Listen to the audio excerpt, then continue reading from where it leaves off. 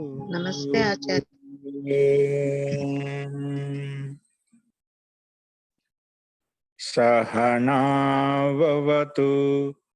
सहनौ भुनक्तु सह वीर्यं करवावहै तेजस्विनावधीतमस्तु मा विद्विषावहै। ओम शांति शांति शांति।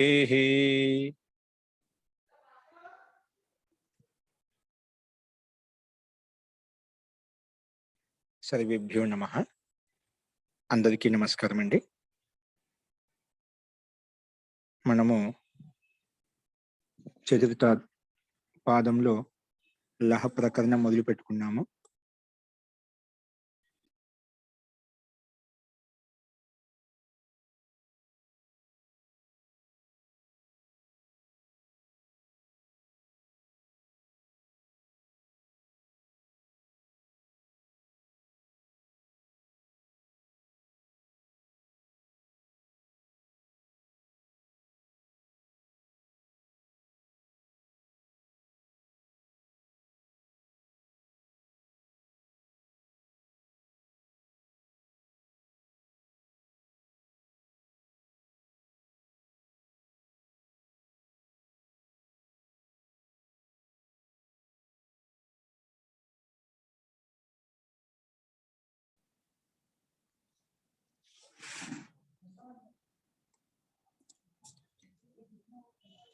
అస్తు ప్రకృతం అనుషదామః. తో చతుర్థ పాదంలో మనం లహ ప్రకరణం చెప్పుకుంటున్నాము. అందులో నిన్న లహ పరస్మయ పదం లకార స్థానంలో వచ్చిన ఆదేశానికి పరస్మయ పదం పేరు పెట్టుకుంటాము. అందులోనే తంగాణ ఆత్మనే పదం అనే సూత్రం ప్రకారంగా తా నుంచి మొదలుకొని మహిం పర్యంతం ఆత్మనే పదం అని కూడా పేరు పెట్టుకున్నాము. అందులో ఆన చేత షానచ్ కాంస్పత్రము తీసుకున్నాము. అలాగే ఇలాగా మనం పరస్మయ పదాలు ఆత్మీయ పదాలు విడగొట్టుకున్న తర్వాత వాటికి క్రమంగా ప్రథమ మధ్యమ ఉత్తమ అని కూడా పేరు పెట్టుకున్నాము. వాటికి ప్రథమ మధ్యం ఉత్తమ పేరు పెట్టిన తర్వాత అందులో కూడా క్రమంగా ఒక్కొక్క దానికి ఏకవచనం ద్వివచనం బహువచనం కూడా పేరు పెట్టుకున్నాము.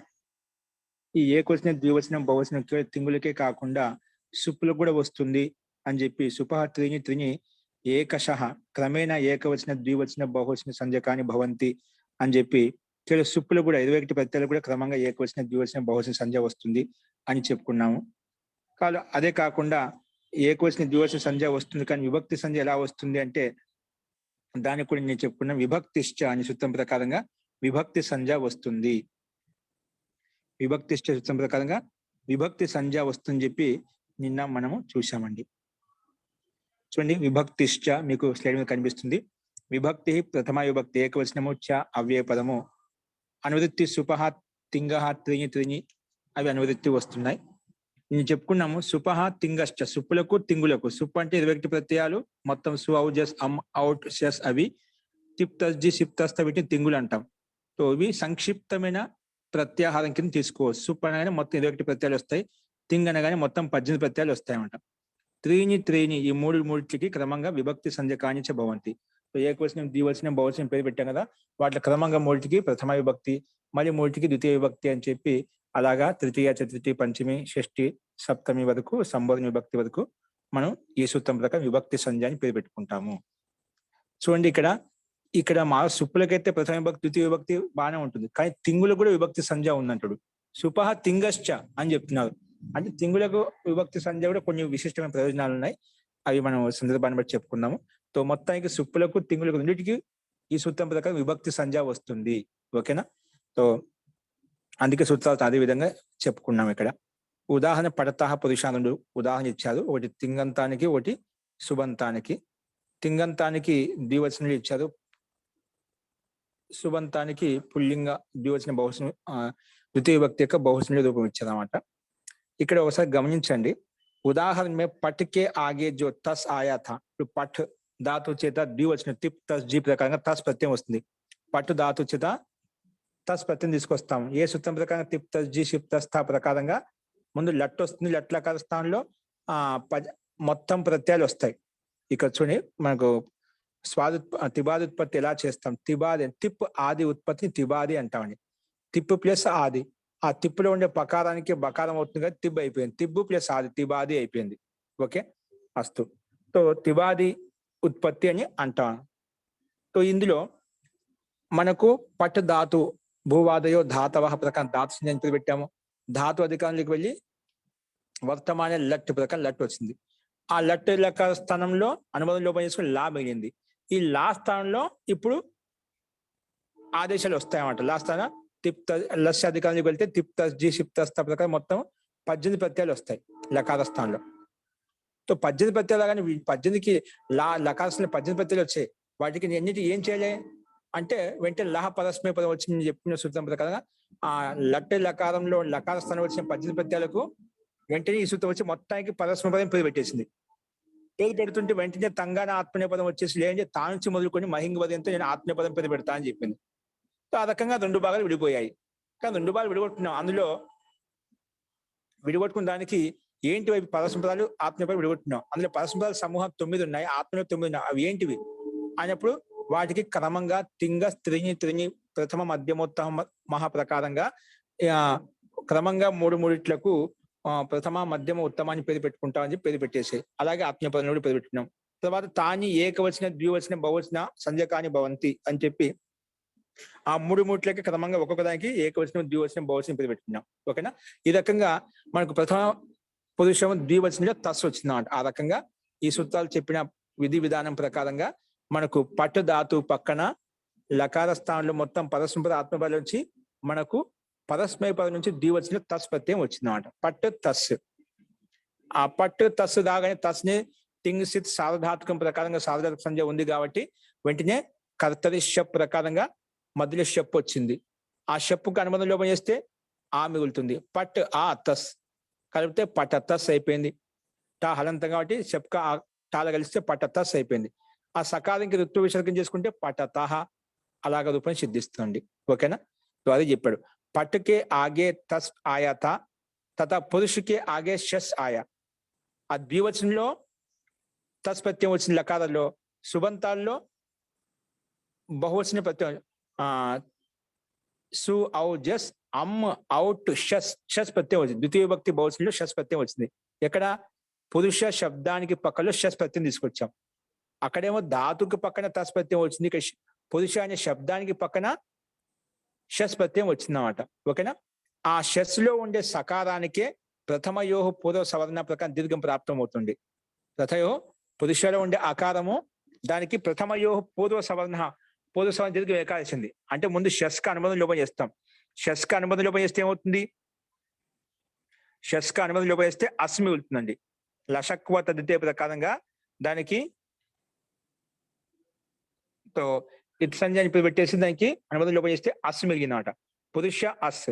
ఇప్పుడు ప్రథమయో పూర్వ సవర్ణ అనే సూత్రం వచ్చేసి పురుష అస్సులో ఉండే అకారానికి పురుష షకారం ఉండే అకారం రెండు మధ్య ప్రథమయో పూర్వ సవర్ణ ప్రకారంగా పూర్వ సవర్ణం దీర్ఘం వచ్చేసింది. అంటే పురుషలో ఉండే అకారానికి దీర్ఘం ఏమవుతుంది? ఆ అయిపోయింది. అందుకే పురుషాస్ అయిపోయింది. ఏమైపోయిందండి? పురుషాస్. ఆ పురుషాస కానీ వెంటనే తస్మాత్ ఛసో నహ పుంసి ప్రకారంగా ఆ పురుషాస్ అంతిమ సకారానికి నకారం చేస్తుంది ఈ సూత్రం. తస్మాత్ ఛసో నహ పుంసి ప్రకారంగా ఈ సూత్రం వచ్చేసి అక్కడ అంతిమ షస్ లో ఉండే సకారం ఉంది కదా, దానికి నకారం వస్తుందని చెప్పింది. అందుకే పురుషాస్ ఉంది కదా, అది పురుషాన్ అయిపోయింది. పురుషాస్ అనేది పురుషాన్ గా మారిపోయింది అన్నమాట.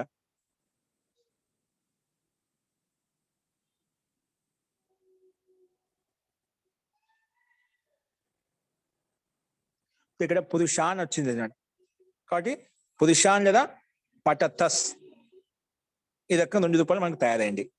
సో అబ్ ఆన్ ఆన ఎలా వచ్చిందంటే షస్ అంటే తస్కి విభక్తి సంజ్ఞ హోనేసే. ఇక్కడ మనకు ఏంటి? షస్ అనేది విభక్తి అండి. ఏంటి? ద్వితీయ విభక్తి బహువచనం. షస్ అనేది ద్వితీయ, దానికి విభక్తి సంజ్ఞ ఉంది. విభక్తి సంజ్ఞ ఉంది కాబట్టే విభక్తి తస్కి అంటే షస్వా తస్ రెండింటికి అండి. ప్రథమ విభక్తి ద్వివచనంలో బహువచనంలో షస్ ప్రత్యయం వచ్చింది. లకారంలో ప్రథమ పురుషం ద్వివచనంలో తస్ ప్రత్యయం వచ్చింది. ఆ తస్సుకుడు విభక్తి సంజ్ఞ ఉంది కాబట్టే విభక్తి సంజ్ఞ ఉంది కాబట్టి తస్లో ఇక్కడ షస్ తస్కి విభక్తి సంజ్ञा होने से नकार का सकार की इत संज्ञा नकार की नकार ఇప్పుడు తస్మాత్ చెస్ నా ప్రతిష్పక నకారం వచ్చింది కదా, దానికి ఇత్ సంజ్ఞ హలంత్యం సూత్రంతో ప్రాప్తం అవుతుంటే వెంటనే ఉస్కా నా విభక్తో తుస్మాహ, నా విభక్తో తుస్మాహ అంటే తకారం కానీ సకారం కానీ మకారం కానీ ఉంటేనా దానికి లోపం కాదు, ఇత్ సంజ్ఞ కాదని చెప్పి నిషేధించినమాట. విభక్తో తవర్గస్య తు అంటే తవర్గము సకారం మకారం. ఇక్కడ మనం నకారం పురుషాన్లో షస్లో ఉండే సకారం నకారం చేసిన తర్వాత నా విభక్తో తుస్మాహ వచ్చి చెప్పింది. తో ఇక్కడ నకారానికి మనకు విభక్తి సంజ్ఞ ఉంది కాబట్టి వెంటనే విభక్తి సంజ్ఞ ఉండటం వల్లనే ఇక్కడ మనకు అలంత్యం ప్రకారంగా ఇత్ సంజ్ఞని పేరు పెట్టుకుని లోపించలేదు అన్నమాట. అందుకే అలాగే ఉండిపోయింది, పురుషాన్ రూపం సిద్ధించింది. తస్లో విభక్తి సంజ్ఞ పేరు పెట్టుకుని ఎలా వచ్చింది?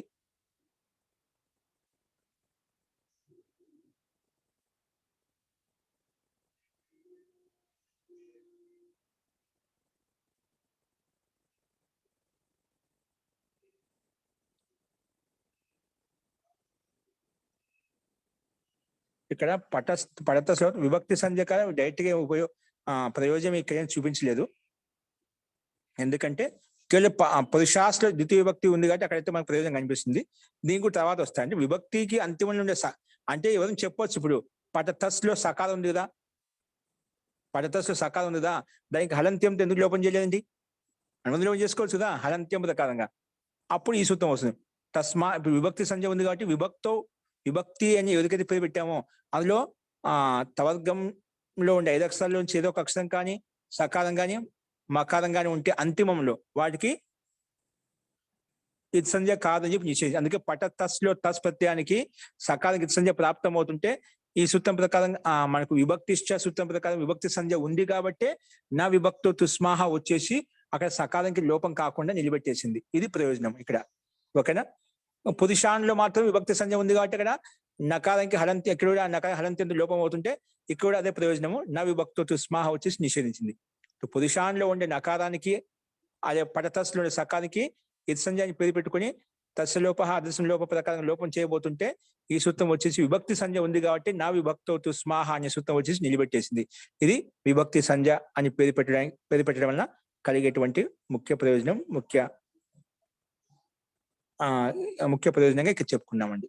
ఓకే, అర్థమైందా? విభక్తి సంజ్ఞ పటత పురుషాన్లో ప్రయోజనం ఏంటి? విభక్తి సంజ్ఞ పేరు పెట్టుకుని ఎలా వచ్చింది? తస్లోని సకాలానికి హలంత్యం ఇత్ సంజ్ఞ కాలేదు, అలాగే పురుషాన్లో ఉండే అంతిమ నకారం ఇత్ సంజ్ఞ కాలేదు. ఓకేనా? ఇత్ సంజ్ఞ కాలేదు కాబట్టి ఎందుకు కాలేదు? విభక్తి సంజ్ఞ ఉంది కాబట్టి నా విభక్తిలో విభక్తిని పేరు పెట్టిన తర్వాత ఆ ప్రత్యయంలో అంతిమ తకారం కానీ సకారం కానీ తవర్గం కానీ సకారం కానీ మకారం కానీ ఉంటేనా వాటికి ఇత్ సంజ్ఞ కాదు అని చెప్పి ఈ సూత్రం నిషేధించిందండి. అందుకే విభక్తి సంజ్ఞ యొక్క ప్రయోజనం హలంత్యం అనే సూత్రము రాలేకపోయింది, అవి నిషేధించబడ్డాయి. అందుకే పురుషాన్ పడత అనే ఇష్ట సిద్ధి కూడా మనకు సిద్ధించిందండి. అస్తు. సూత్రం చెప్పారు, దానివల్ల ఈ విభక్తి సంజ్ఞలో ఈ అంచెంలో ఉన్న తకారం గాని సకారం గాని మకారం గాని ఇత్ సంజ్ఞ కాలేదు, అంతేనా?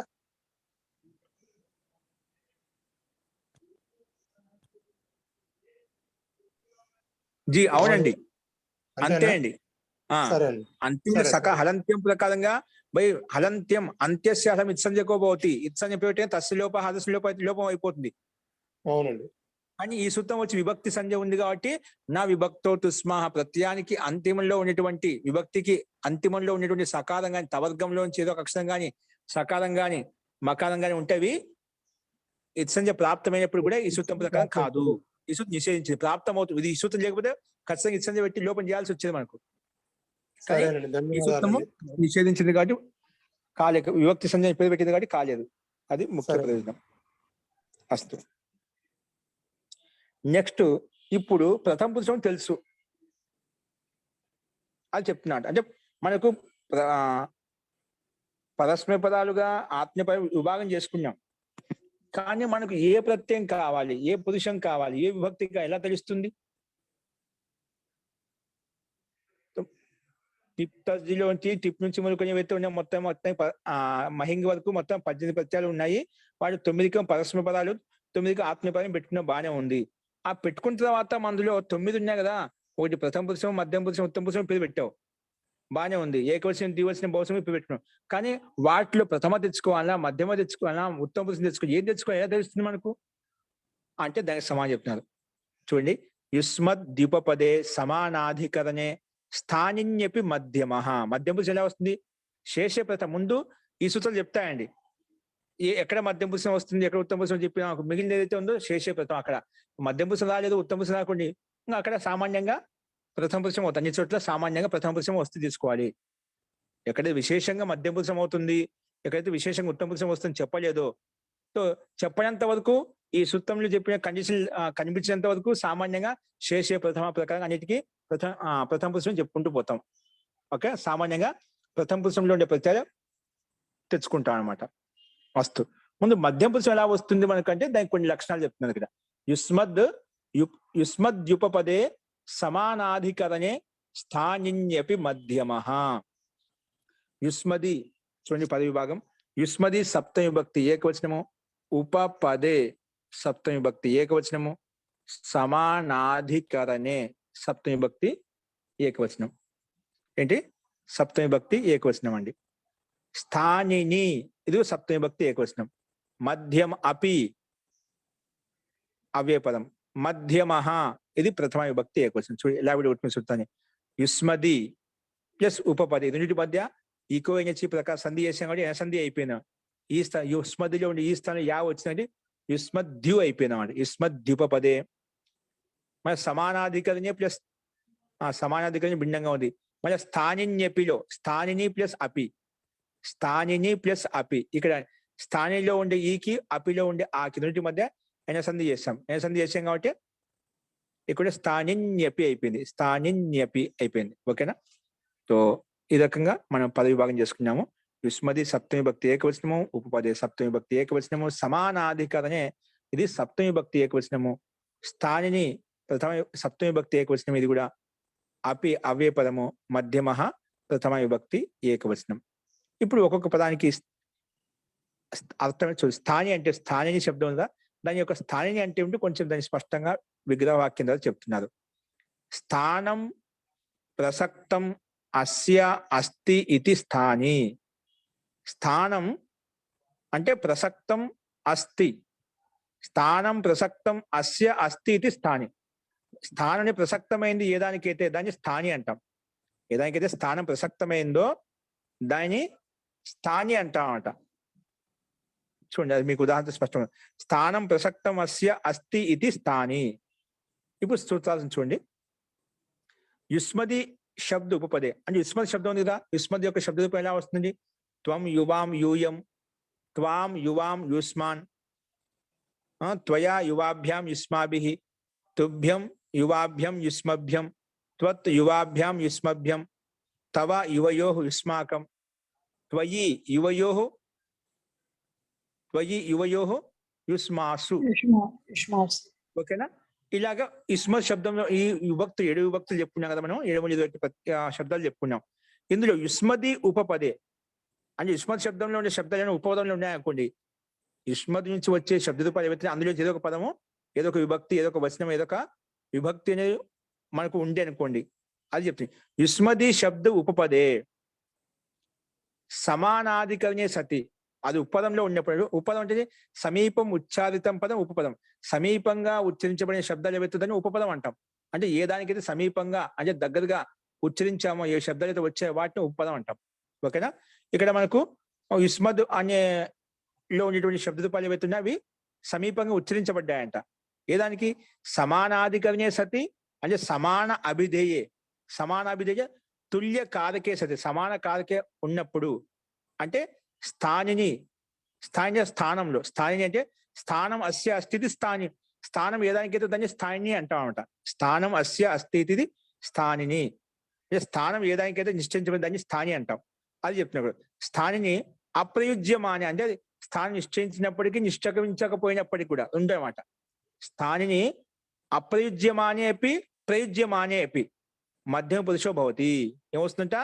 మధ్యం పురుషం వస్తుంది. అంటే ఎక్కడైతే యుష్మ శబ్దం అనేది ఉపపదంగా ఉందనుకోండి, అప్పుడు సమానాధికరణ సతి అంటే సమాన అభిధేయం తుల్యకాలిక ఉత్పన్నమైనప్పుడు ఏమవుతుంది, స్థాని అనేది అది ప్రసిద్ధమానమైనప్పుడు ప్రసిద్ధం కానప్పుడు కూడా మధ్యం పురుషమే వస్తుంది అని చెప్పి ఈ సూత్రం చెప్పింది. అంటే మధ్యం పురుషం రావాలి, మన ప్రథమ పురుషము మధ్యం పురుషం ఉత్తమ పురుషం ఉన్నాయి. ఆ ప్రథమ పురుషము మధ్యం పురుషం ఉత్తమ పురుషం ఎక్కడ ఉన్నాయి, పరస్మ పదంలో కూడా ఉన్నాయి, ఆత్మీయ పదంలో ఉన్నాయి. సరే మన పరస్మ పదంలో ఎప్పుడు ఆ పరస్మ పదం కూడా 3 పురుషాల నుంచి ఏ పురుషం తెచ్చుకోవాలి, సరే ఆత్మీయ పదం వచ్చింది, ఆత్మీయ పద ధాతువు అన్నప్పుడు ఆత్మీయ పదే ప్రత్యయాలు తెచ్చుకుంటాము. పరస్మ పద ధాతువు అనుకోండి పరస్మ పద ప్రత్యయాలు తెచ్చుకుంటాం. కానీ పరస్మ పద ధాతు చేత పరస్మ పదంలో కూడా 3 పురుషాలు వస్తాయి, ప్రథమ మధ్యమ ఉత్తమ. అదే ఆత్మీయ పద ధాతువు అనుకోండి, ఆత్మీయ పదంలో కూడా 9 ప్రత్యయాలు వస్తాయి మొత్తం ఇక్కడ కూడా. అందులో ఏం తెచ్చుకోవాలి, ప్రథమ తెచ్చుకోవాలన్నా, మధ్యమ తెచ్చుకోవాలి, ఉత్తమ తెచ్చుకోవాలన్నా, వాటికి నిర్ధారణ ఎలా అవుతుంది? దాంట్లో మధ్యం పురుషుకి కండిషన్ చెప్పాడు. యుష్మ శబ్దాన్ని ఉపపదంగా ఉంటే గిన ఇంకా సమాన అభిధేయం లక్షితమైనప్పుడు అప్పుడు యుష్మ శబ్దక ప్రయోగం ఉన్నా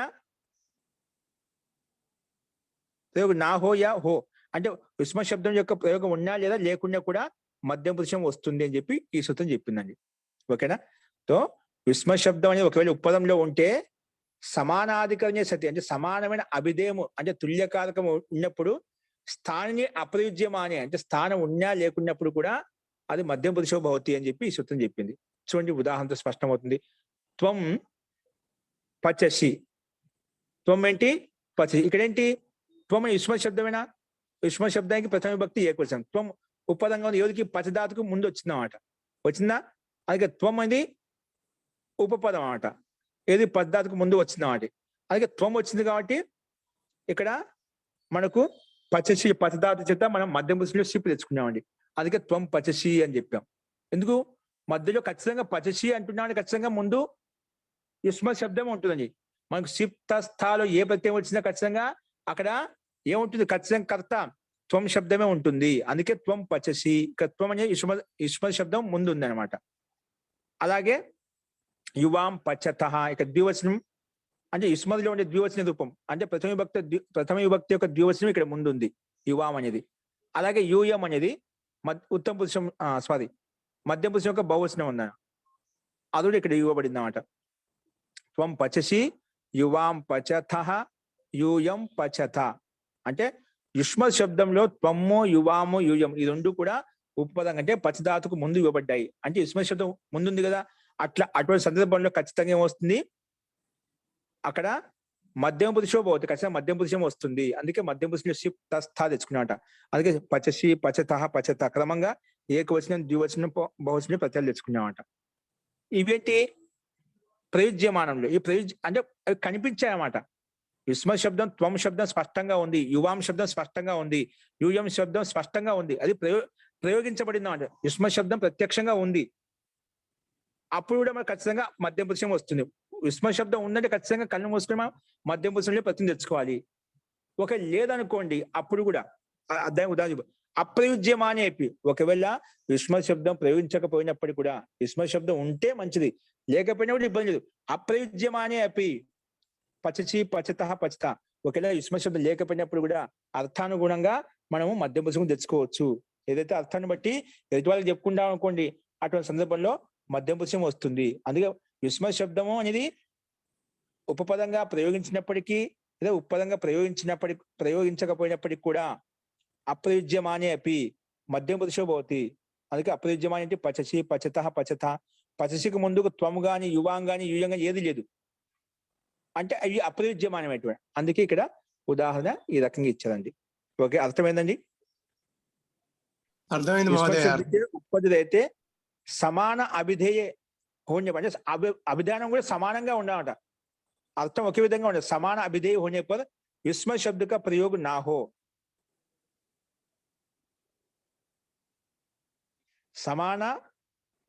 समानाधिकरण समान अभिधेय होने पर युष्म शब्द का प्रयोग ना हो या हो అంటే ఉన్నప్పటికీ లేనప్పటికీ కూడా तो भी మధ్యం పురుషో భవతి, మధ్యం పురుషం వస్తుందని చెప్పి ఈ సూత్రం చెప్పింది. ఓకేనా? మొత్తానికి యుష్మద్ 7 విభక్తుల్లోంచి యుష్మ శబ్దానికి శబ్ద రూపాలు చెప్పాం కదా ఇప్పుడు, అందులోంచి 21 శబ్దాల్లోంచి ఏ శబ్దం ముందున్నా కూడా ఖచ్చితంగా అక్కడ మధ్యం పురుషం తెచ్చుకోవాలి. లేకపోయినప్పుడు కూడా అర్థానుగుణంగా అక్కడ మధ్యం పురుషం వచ్చేసింది, ఇబ్బంది లేదు అని చెప్పి ఈ సూత్రం నిర్ధారించింది. యుష్మద్ ఉపపదే ఉపపదంగా ఉన్నప్పుడు సమానాధికరణ అధికరణం రెండింటికి సమానంగా ఉందనుకోండి, అప్పుడు స్థానిని అపి మధ్య స్థానిని చెప్పి స్థాని ఉన్నప్పటికీ లేనప్పటికీ కూడా మధ్యం పురుషం వస్తుంది అని చెప్పి ఈ సూత్రం నిర్ధారించింది. ఓకే, ఇది ఈ సూత్రం యొక్క అభిప్రాయం. అస్తు, ఇందులో సందేహం ఉందా? మధ్యం పురుష ఎప్పుడు వస్తుంది తెలిసిపోయింది కదా మహోదయ.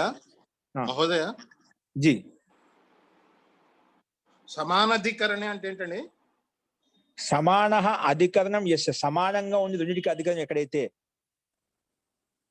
దాని సమానాధికరణం. అధికరణం అంటే అధికరణ ఆధారం అంటే ఇక్కడ మనకు త్వం పచసి అన్నాం.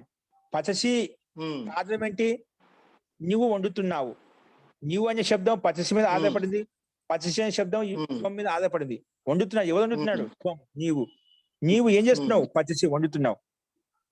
అట్లా రెండింటికి అధికరణం ఒకదాని మీద ఒకటి ఆధారపడి ఉండమాట. సరే అండి, ఓకేనా? ధన్యవాదాలు. కాబట్టి అది సమానాధికరణ, అధికరణ సమానంగా ఉందన్నమాట రెండింటికి. ఓకే, అస్తు. ఇప్పుడు ఇలా చెప్పిన తర్వాత మన యహాసి ఉపదే సమానాధికరణ్య స్థానిన్యపిక అనువృత్తి మొత్తం పూర్తిగా వస్తుందండి. 106వ సూత్రం వరకు వస్తుందంట. 106 అంటే 106వ సూత్రం వరకు. తర్వాత తథా యుష్మది మధ్యమహాకి అనువృత్తి కూడా వస్తుందన్నమాట. ఇంకా మధ్యం పురుషు ఎక్కడ వస్తుందో చెప్తున్నామట. మధ్యం పురుషు ఒకటే చెప్పి యుష్మది ఉపపదంలో ఉన్నప్పుడు లేకపోయినప్పుడు వచ్చేస్తుంది. ఇది ఒకటి మూల సిద్ధాంతం చెప్పుకున్నాం. ఇంకా ఎక్కడ వస్తుంది అది చెప్తున్నాడు. ప్రహాసేచ మన్యోపపదే మన్యతే రుత్తమ ఏకవచ్చ. ప్రహాసేచ మన్యోపపదే మన్యతే రుత్తమ ఏకవచ్చ అనే సూత్రం ప్రకారంగా ఇది ఏమంటుందంటే చూద్దాం. ప్రహాసే సప్తమి విభక్తి ఏకవచనము, చ అవ్యయ పదము, మన్యోపపదే మన్యోపపదే సప్తమి విభక్తి ఏకవచనము, మన్యతే ఇది కూడా పంచమి విభక్తి ఏకవచనం. ఓకేనా? మన్యతే పంచమి విభక్తి ఏకవచనం. తర్వాత ఉత్తమః ఇది ప్రథమ విభక్తి ఏకవచనం. ఉత్తమః అంటే ఏమిటి? ప్రథమ విభక్తి ఏకవచనము. ఏకవత్ సూత్రం ఏకవచనం. మన్యతే ఉత్తమః ఏకవత్ చ. ఏకవత్ అంటే అవ్యయపదము, చ అవ్యయపదం. ప్రహాసే సప్తమి విభక్తి ఏకవచనము, చ అవ్యయపదము. మన్యోపపదే ఇది సప్తమి విభక్తి ఏకవచనము. మన్యతే ఇది పంచమి విభక్తి ఏకవచనము. ఉత్తమః ఇది ప్రథమ విభక్తి ఏకవచనము. ఏకవత్ చ, ఏకవత్ అవ్యయపదం, చ అవ్యయపదం. ఓకేనా? అస్తు. ఇప్పుడు సమాసం చూడండి. మన్యోపపదే అంటే ఏమిటి అది చెప్తున్నాడు, దాన్ని విడదీసి చెప్తున్నాడు. సమాసంలో సూత్రంలో ఏదైనా కొన్ని కఠినమైన పదాలు ఉంటే దాన్ని విగ్రహవాక్యం ద్వారా సమాసం ద్వారా మనం చూసి చెప్తామండి, దాని అర్థం స్పష్టత కోసం. ఓకేనా? సో మన్యోపద అంటే ఏమిటి? ఇవన్నీ మిగతా శబ్దాలు విడివిడిగా ఉన్నాయి, దానికి సందేహం లేదు. మన్యోపపదే అంటే ఏమిటి? అప్పుడు దానికి సమాసం ఏం చెప్పారంటే మన్య ఉపపదం యస్య స మన్యోపపద. అంటే మన్య శబ్దం ఉపపదంగా ఉంది ఏదానికైతే, అంటే ఏదానికైతే దగ్గరగా ఉచ్చరించబడింది, చెప్పబడింది, దాన్నే మన్య ఉపపదం యస్య. మన్య అనేది ఉపపదంగా ఉంది అంటే సమీపంగా ఉచ్చరించబడింది యస్య ఏ శబ్దానికైతే, స అది మన్యోపపద, దాన్ని మన్యోపపద అని అంటాం. దాన్ని మన్య ఉపపద, దాన్ని మన్యోపదం. మన్య అనే శబ్దం ఉపపదంగా ఉంది ఎక్కడైతే దాన్ని మన్యోపపద అని చెప్పి చెప్పుకుంటామంట. ఓకేనా? తస్మిన్ బహువ్రీహి సమాస, దాన్ని బహువ్రీహి సమాసం చెప్పుకుంటాం. ఎందుకంటే మన్య ఉపపదం యస్య శబ్దం వచ్చిన కానీ ఖచ్చితంగా అది బహువ్రీహి సమాసంగా తీసుకోవాలి. అస్తు. అనువృత్తి యుష్మది ఉపపదే అంటే ఇక్కడ మళ్ళీ అనువృత్తి వస్తుంది. యుష్మది ఉపపదే సమానాధికరణే స్థానిన్యపి మధ్యమ, ఇవన్నీ అనువృత్తి వస్తున్నాయి. ఇప్పుడు దీని యొక్క అర్థం చూడండి. సూత్రంలో ప్రహాస శబ్దం వచ్చింది కదా, అది చెప్తున్నాడు. ప్రహాస అంటే పరిహాస అంటే వ్యంగ్యంగా మాట్లాడడం, పరిహాసం చేయడం, ఏంటంటే అపమానించడం, అవమానించడం అంట. పరిహాసం చేస్తున్నా అంటే అవమానిస్తున్నాం అంట. ఎగతాళి చేయడం అంటే కదా, ఎగతాళి చేస్తున్నా అని చెప్పి అది ప్రహాసం. పరిహాసం ఒకటి, ఎగతాళి అంటే ఒకటి ఇష్టం, సామాన్యంగా సరదాగా ఒకటి పరిహాసం చేయొచ్చు, ఒకటి నిందాత్మక కూడా పరిహాసం చేయొచ్చు అన్నమాట. ఒకటి ఎగతాళి చేస్తూ. సో సందర్భాన్ని బట్టి చూసుకుని మనం మొత్తానికి ప్రహాసే అంటే ప్రహాస అంటే పరిహాస, పరిహాసం చేయడం అన్నమాట. సో ప్రహాసే గమ్యమానే, పరిహాసం గమ్యమానమైనప్పుడు, విద్యమానమైనప్పుడు మన్య ఉపపదే, ఒకవేళ మన్య శబ్దం ఉపపదంగా ఉంటే అంటే ఏదైనా సమీపంగా ఉచ్చరించబడింది అనుకోండి, మన్య ఉపపదే స్థానిన్యపి మధ్యమః. మన్య ఉపపదే ధాతోః యుష్మద్ ఉపపదే ప్రహాసం పరిహాసం గమ్యమానమైనప్పుడు మన్య ఉపపదే అది ఒకవేళ మన్య అనే ఉపపదంలో ఉంటే లేదా ధాతో యుష్మద్ ఉపపదే ధాతునకు ముందు యుష్మద్ ఉపపదంగా ఉంటే అటువంటి సమానాధికరణే స్థానం చెప్పి మధ్యమ పురుషో భవతి. సమానాధికరణం ఉన్నప్పుడు స్థానం చెప్పి స్థానిని అపి అంటే స్థానిని అపి స్థాని ఉన్నప్పటికీ లేనప్పటికీ కూడా మధ్యమ పురుషో భవతి అని చెప్పి ఈ సూత్రార్థం చెప్పబడింది అన్నమాట. అంటే మన్యతే ధాతోశ్చ ఉత్తమ పురుషో భవతి. మన్యతే ధాతోశ్చ ఉత్తమ పురుషో భవతి. మన్యతే ధాతోశ్చ ఉత్తమ పురుషో భవతి. సచ ఉత్తమ ఏకవత్ భవతి. అంటే మన్యతే ధాతో చేత ఏమొస్తుంది? మన్యతే ఒక ధాతు ఉన్నది. మన్యతే ధాతో మన్యతే ధాతు చేత ఎల్లప్పుడు ఉత్తమ పురుషం వస్తుందంట. సచ ఉత్తమ ఏకవత్ భవతి. ఆ ఉత్తమ పురుషమే ఏకవత్ భావం అయిపోతుంది. ఓకేనా? ఆ ఉత్తమ పురుషమే ఏకవత్ భావం కూడా అవుతుంది. మొత్తానికి ఏంటంటే ప్రహాసే అనే పరిహాసం గమ్యమానమైనప్పుడు మన్యశబ్ద ఉపపదంలో ఉంటే అటువంటి ధాతో మన్య ఉపపదంలో ఉంటే ఇంకా ధాతో యుష్మద్ ఉపపదే ఇంకా ధాతునకు ముందు యుష్మద్ ఉపపదంలో ఉందనుకోండి, అప్పుడు సమానాధికరణలో ఉన్నప్పుడు స్థానిన్యపి మధ్యమ పురుషో భవతి. స్థానిన్యపి అంటే స్థానిని అంటే అపి శబ్దం చేత స్థానిని అంటే ఉన్నప్పుడు కూడా లేనప్పుడు కూడా అని. స్థాని ఉన్నా అంటే యుష్మద్ శబ్దం ఉన్నా లేకున్నా కూడా మధ్యమ పురుషో భవతి, మధ్యమ పురుషం వస్తుంది పైన చెప్పిన విధంగా అని చెప్పి ఈ సూత్రం చెప్పిందండి. అంటే ఏంటి ఇక్కడ చూడండి, దీని యొక్క అర్థాన్ని గమనించండి.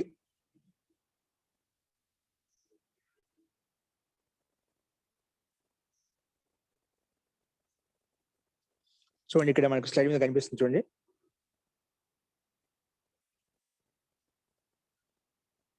అదే కంటిన్యూగా మన్యతే ధాతోశ్చ ఉత్తమ పురుషో భవతి. ఉత్తమ పురుషో భవతి అని చెప్పుకున్నాం. సాచ ఉత్తమ ఏకవత్ భవతి. ఆ ఉత్తమ అనేది ఏకవత్ భావం అయిపోతుంది. ఓకేనా?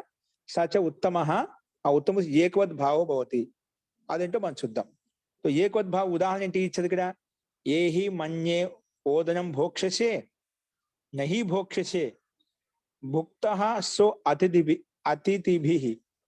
ఇక్కడ ఏమిటంటే ఏ రకంగా అడుగుతున్నా అంటే మన్య శబ్దం ఉపపదంగా చూడండి. మనకి ఉదాహరణలో ఎప్పుడు మనకు మధ్యంపు ఎలా వస్తుంది, ఎలా తెలుస్తుంది వాక్యంలో? దీనికి ఉదాహరణ చూడండి. పైన ఇక్కడ మనం పైన చెప్పిన తర్వాత మన్యతే ధాతోశ్చ ఉత్తమ పురుషో భవతి. సచ ఉత్తమ ఏకవత్ భవతి. ఆ ఉత్తమ అనేది ఏకవత్ భావం అయిపోతుంది అని చెప్పి చెప్పుకున్నాం. ఇప్పుడు దీనికి ఉదాహరణ చూడండి. ఏహి సంబోధనలో ఏహి మన్యే ఓదనం భోక్షసే. ఏహి మన్యే ఓదనం భోక్షసే అంటే ఓం భోజనం చేస్తున్నావా అంటే నహి భోక్షసే చేయడం లేదు. భుక్త సో అతిథిభి వాళ్ళు భుక్త తినేసారు. అతిథులంతా కూడా అతిథుల ద్వారా భోజనం తినబడింది. వాళ్ళు భోజనం చేస్తున్నదా? ఏహి మన్య ఓదనం భోక్షసే భోజనం చేస్తున్నదా? నహి భోక్ష చేసడం లేదు. భుక్త సో అతిథిభి వాళ్ళ ద్వారా అతిథుల ద్వారా భోజనం చేయబడింది అని ఇక్కడ మనకు భోక్షసే అనేది మనకు ఏ విధంగా మనకు కనిపిస్తుందో మధ్య పురుషంలో, దాని ముందే ఉంది మన్య అనేది ఉపపదంగా ఉందన్నమాట. కాబట్టి ఈ రకంగా దీనికి చూపించబడింది ఉదాహరణ. అలాగే ఏహి మన్యే రథేన యాస్యసి నహి యాస్యసి యాతః తేన తే పిత. అంటే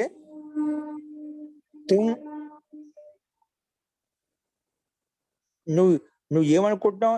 ఈ రథం ఎక్కి వెళ్ళిపోతా అనుకుంటున్నావా? ఈ రథం మీద ఎక్కి వెళ్ళిపోతా అనుకుంటున్నావా? నువ్వు వెళ్ళలేవు. ఎందుకంటే రథాన్ని ఎక్కి మీ తండ్రి గారు వెళ్ళిపోయారు. ఏహి మన్య రథేన యాససి. నువ్వు రథం మీద ఎక్కి వెళ్ళాలనుకుంటున్నావా? నహి యాససి నువ్వు వెళ్ళలేవు. ఎందుకు? యాతస్తేన తే పిత. అంటే మీ తండ్రి ద్వారా జ్ఞానం వెళ్ళబడింది అంటే వెళ్ళిపోయారు. మీ తండ్రి కాదు ఆ రథం మీద ఎక్కి వెళ్ళిపోయారు, కానీ నువ్వు వెళ్ళలేవు. ఇక్కడ మొత్తం యాస్యసి అనేది మధ్యపు ఎలా వచ్చిందంటే ఇక్కడ మన్య శబ్దం అనేది మనకు ఉపపదంగా ఉంది. కాబట్టి ఇక్కడ మనకు చెప్పే ప్రహాసే మన్యోపపదే మన్య శబ్ద ఉపపదంలో ఉంటే మనకు మధ్యం పురుషం వస్తుంది చెప్పాం కదా, కాబట్టి ఈ రకంగా అదే విధంగా ఉదాహరణ చూపించారు. ఇక్కడ చూడండి మన్యే ఒకసారి అంటే హిందీ గౌరవనీయమా మహోదయ? ఏంటండి? మన్యే అంటే మన్యే ఇలా అంటే స్వీకరించడం. గౌరవనీయమా మహోదయ? మన్యే అంటే గౌరవనీయ కాదు, స్వీకరించడం. గౌరవనీయ స్వీకరించడం. ఆచార్య మన్యే అనేది ఆత్మీయ పదంలో వస్తుంది కదా, అహం మన్యే అని ఆత్మీయ పదంలో వస్తుంది అది కదా, మన్యత దాత తీసుకుంటే అది వస్తుందండి. మన్యత దాత తీసుకుంటే మన్య ఉత్తమ పురుష ఏకవచనమే వస్తుంది. అహం అది మన్యే శాబ్దికంగా శాబ్దికంగా అడిగినట్టున్నారు కాబట్టి అట్లా చెప్పాను. కింద చూడండి, మీకు ఉదాహరణ వచ్చి స్పష్టం అవుతుంది. పరిహాస గమ్యమాన్ హో రహా హో తోభి మన్య హే ఉపద్ జిస్కా అంటే పరిహాస గమ్యమానమైనప్పుడు మన్య హే ఉపద్ జిస్కా అంటే మన్య శబ్దం ఉపదంలో ఉంది, సమీపంగా ఉచ్చరించబడింది. ఏ దానికైతే అంటే ఏ ధాతుకైతే ఐసి ధాతు అటువంటి ధాతువు చేత యుష్మదు అనేది ఉపదంలో ఉంటే ఇంకా సమాన అభిధేయ ఉన్నప్పుడు, సమానంగా అభిధేయ ఉన్నప్పుడు, సమాన లక్ష్యంగా ఉన్నప్పుడు అప్పుడు యుష్మద్ శబ్ద ప్రయోగ హో నా హో అంటే సమాన అధికారం ఉన్నప్పుడు యుష్మద్ శబ్దం యొక్క ప్రయోగం ఉన్నా లేకపోయినప్పుడు కూడా మధ్యమ పురుషో భవతి, మధ్యమ పురుషం వస్తుంది. అలాగే తథా ఉస్ మన్ ధాతు చేత ఉత్తమ పురుష హో జాతా హై. ఈ మన్ ధాతు చేత ఉత్తమ పురుషం వస్తుంది అన్నమాట. తథా ఉస్ మన్యతే హి मन धातु चेता उत्तम पुरुषो हो जाता है और उस उत्तम पुरुष को एकवत అంటే ఏకత్వ भी हो जाता है. ఉత్తమ పురుషం అవుతుంది, ఉత్తమ పురుషం వెళ్ళినప్పుడు ఏకత్వ వాచకముగా ఉంటుంది.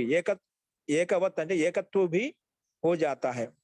ఉదాహరణ చూడండి, ఏ హి మన్యే ఓదనం భోక్షసే నహి భోక్షసే భుక్తః సో అతిథిభిః. तुम ऐसा समझते हो कि నేను మొత్తం భోజనం అంటే చావల్ తింటాను అని చెప్పి, అంటే చావల్ అంటే అన్నం తింటా అని చెప్పి, నువ్వు అన్నం తినలేవు. నహి ఖావోగే అంటే నువ్వు అన్నం తినలేవు. ఎందుకు?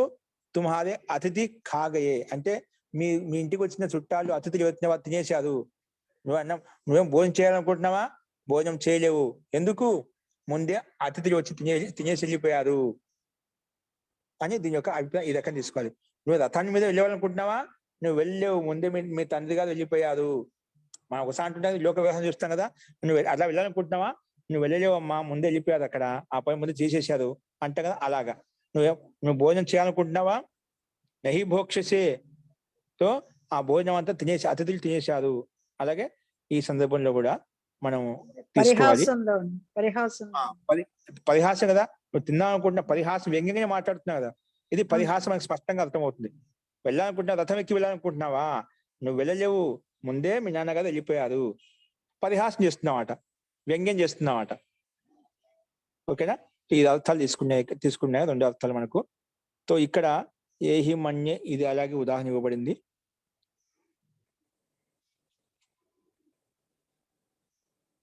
ఇక్కడ ఉదాహరణలో कोई किसी को चिढ़ा के ये वाक्य बोल रहा था, तुम क्या खाओगे, रथ से जाओगे. सो यहाँ 80 प्रहास से कह रहा है. నువ్వు భోజనం చేస్తావా అంటే అది వ్యంగ్యంగా మాట్లాడు. భోజనం చేస్తావా, గాడి మీద వెళ్తావా అంటే బండ్లు వెళ్తా, కారులో వెళ్ళిపోతావా, పరిహాసంగా పెట్టాను అని వ్యంగ్యంగా మాట్లాడాను. వెళ్ళాలనుకుంటున్నావా, దాన్ని వెళ్ళకూడదని చెప్పి వెళ్ళలేదని చెప్పి అట్లా పరిహాసం చేస్తున్నావాట. ఆ పని జరగలేదు కాబట్టి పరిహాసం చేస్తున్నావాట. దాన్ని పరిహాస అర్థంలో ఇక్కడ ఉదాహరణ అదే విధంగా చూపించాడు. ఇక్కడ ఏహి మన్యే అది కాదు. ఉదాహరణలో కోయి బి చిరాకి అంటే ఎవరిని ఏడిపించి లేనిపోనిగా చెప్పి వాక్య బోల్ రహా థా అంటే వాక్యం ఎవరు చెప్తున్నారో. తుమ్ క్యా కా నువ్వు ఏం తింటావు, నువ్వు ఏ రథం ద్వారా వెళ్తావు అంటే ఇక్కడ పరిహాసంగా అడగబడింది అన్నమాట.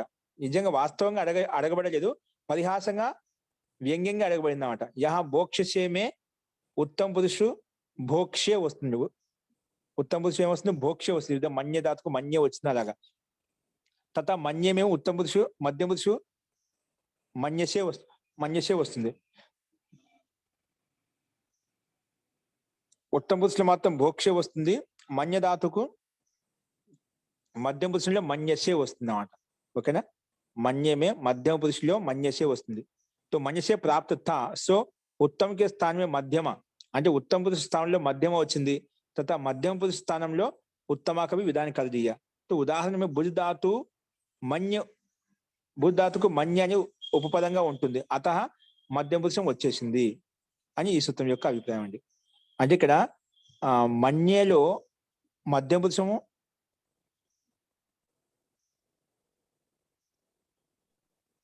మన్యేలో ఉత్తమ పురుష వచ్చిందండి.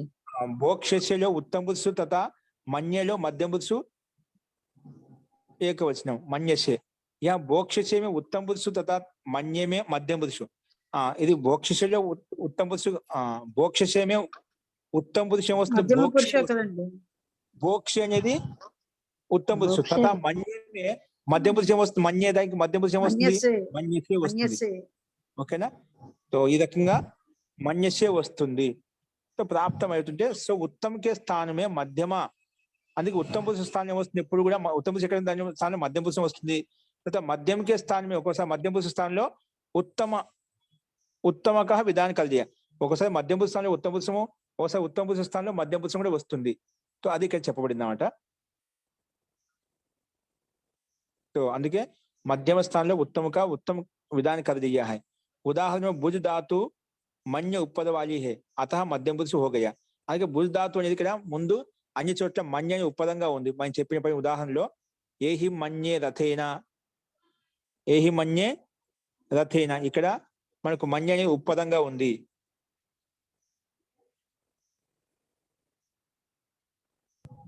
మన్య అంటే అలా భావిస్తున్నామని చెప్పడం అండి. ఇక్కడ ఏహి మన్య ఓదనం భోక్షస్య అంటాం కదా. ఆ భోక్షస్య భుజ్ ధాతుకి ముందే ఉంది.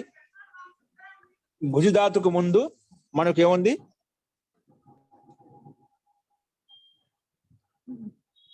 ఉత్తమ పురుష స్థానంలో మధ్యం పురుష వచ్చింది. ఇప్పుడు ఓదనం భోక్షే బదులు భోక్షసే అని వచ్చింది.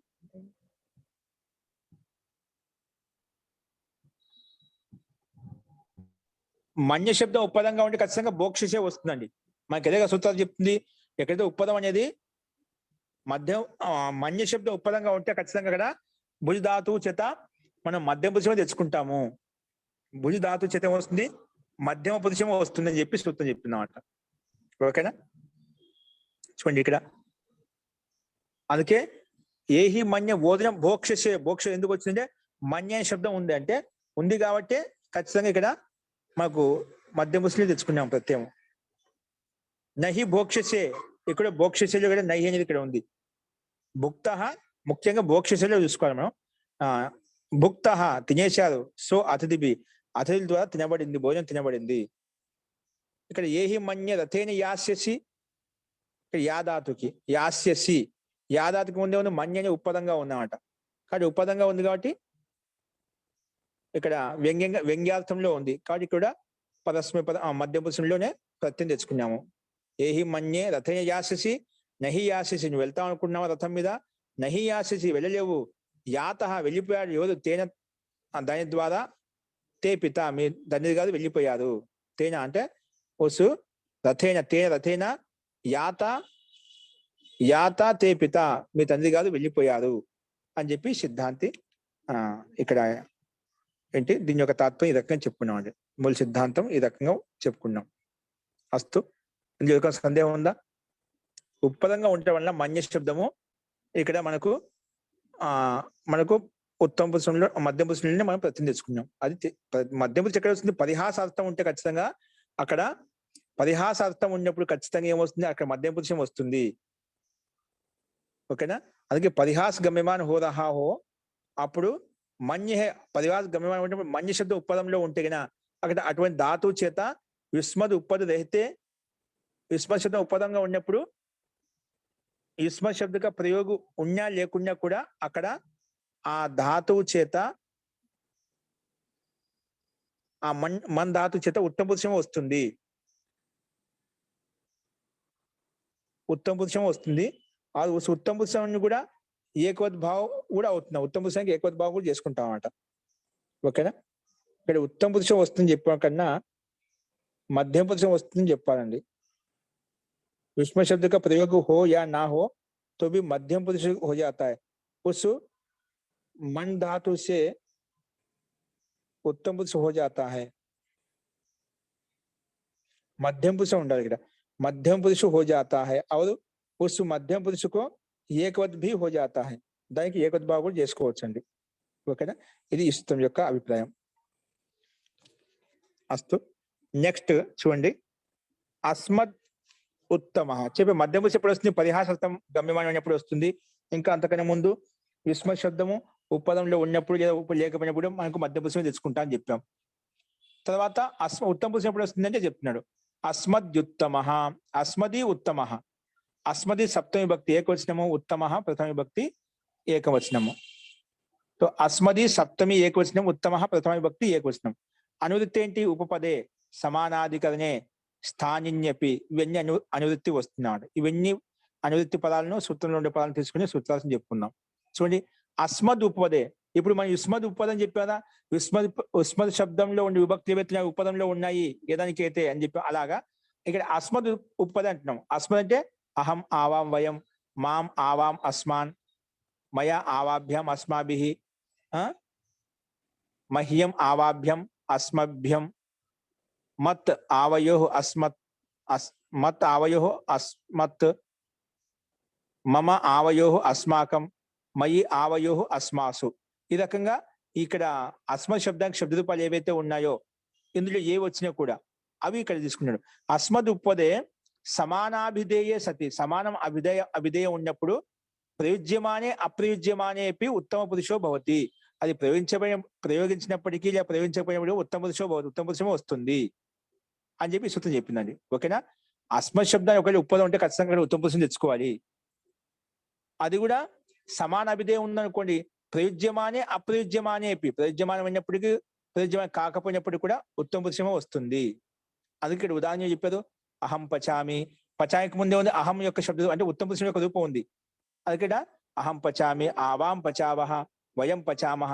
ఇక్కడ మాత్రము పచధాతుకు ముందు అస్మద్ శబ్దం యొక్క రూపము ఏకవచనం ఉంది, ప్రథమ భక్తి ఏకవచనంలో రూపం ఉంది, ఆవాం వయం కూడా. కానీ ఇది అప్రయుజ్యమానేపి పచామి పచావహ పచామ, ఇక్కడ అదే విధంగా తీసుకుంటాం పైన చెప్పిన విధంగానే. మనం ఇక్కడ అస్మద్ శబ్దం ఉపపదం ఉన్నా లేకున్నా కూడా మనకు ఏమవుతుంది? ఉత్తమ పురుషం వస్తుంది. ఓకేనా? అస్మద్ ఉత్తమ అని చెప్పింది ఈ సూత్రం ప్రకారం ఉత్తమ పురుషం తెచ్చుకుంటాం. అస్మద్ శబ్దం శబ్దానికి ధాతులకు ముందు ఉన్నా లేకుండా కూడా అక్కడ మాత్రం ఖచ్చితంగా ఉత్తమ పురుషో భవతి అని చెప్పి ఈ సూత్రం చెప్పబడిందండి. ఓకేనా? సో ఇదే అస్మది ఉపపదే సమానాభిధేయే సతి ప్రయుజ్యమానే అప్రయుజ్యమానే అపి ఉత్తమ పురుషో భవతి. ప్రయుజ్యమానం అయినప్పటికీ అప్రయుజ్యమానం ఉన్నప్పటికీ ఉత్తమ పురుషం వస్తుందని చెప్పి ఈ సూత్రం చెప్పింది. ఉదాహరణకు అహం పచామి, అవం పచావహ, నేను వండుతున్నాను, మేమిద్దరం వండుతున్నాము, వయం పచామహ, మేమందరం వండుతున్నాము. అప్రయుజ్యమానంలో అదే విధంగా సేమ్ ఇక్కడ అస్మద్ శబ్దం ఉపపదం లేదు. అహం గాని, ఆవాం గాని, వయం గాని, మాం ఆవాం అస్మాన్ ఏవీ లేవు అనమాట. అప్రయుజ్యమాని చెప్పి ఉత్తమ పురుషమే అయిపోతుంది. సందర్భాన్ని బట్టి, రూపాన్ని బట్టి, లక్ష్యాన్ని బట్టి మనం అది తెచ్చుకుంటాం అంట. అది చెప్పాడు.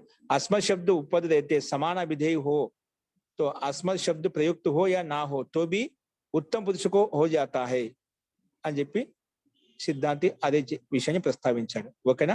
సో ఎక్కడైతే యుస్మద్ ఉపపదం ఉంటుందో ఆ మధ్య పురుషం వస్తుంది, ఎక్కడైతే అస్మద్ శబ్దం ఉపపదం ఉంటుందో అక్కడ ఉత్తమ పురుషం వస్తుందన్నమాట.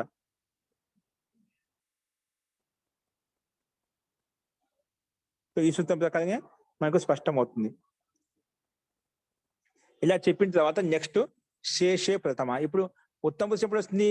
ఎక్కడైతే ఉత్తమ పురుషం ఉపపదంలో ఉంటే అప్పుడు వస్తుంది, లేదా యుష్మ శబ్దానికి ఎప్పుడైతే ఉపపదంలో ఉందో దాన్ని బట్టి మనం చెప్పుకోవచ్చు అన్నమాట. అట్లా ఇది ఏ దానికైతే యుష్మ శబ్దం కానీ అస్మ శబ్దం కానీ ఉంటేనే దాన్ని బట్టి మనము యుష్మ శబ్దం ఉంటే మధ్య పురుషం అని చెప్పి అర్థం చేసుకున్నాం. ఉత్తమ పురుషం అన్నాం అనుకోండి, అక్కడ అంటే అస్మద్ శబ్దం యొక్క రూపం వచ్చింది అనుకోండి, అక్కడ ఉత్తమ పురుషం వస్తుందని చెప్పి మనకు ఒక ఈ సూత్రం ప్రకారంగా స్పష్టంగా ఇది చెప్పబడిందండి. కాబట్టి ఇలా రెండు చెప్పి అస్మద్ విషయాలు చెప్పాము, యుష్మద్ విషయాలు చెప్పాము. మిగిలిన ఏముంది?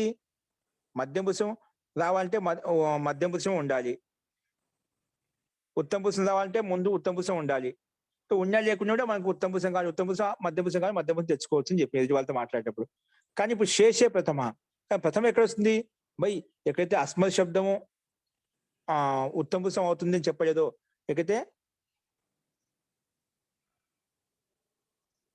ఎక్కడైతే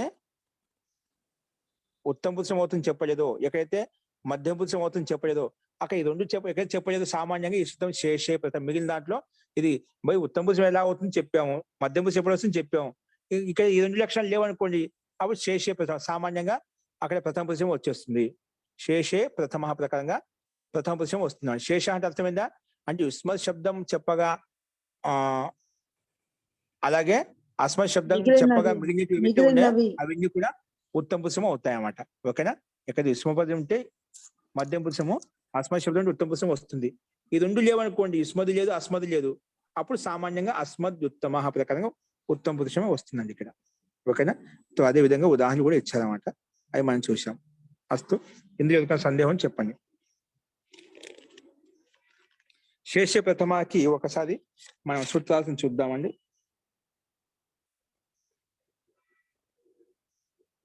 చూడండి, శేష ప్రథమ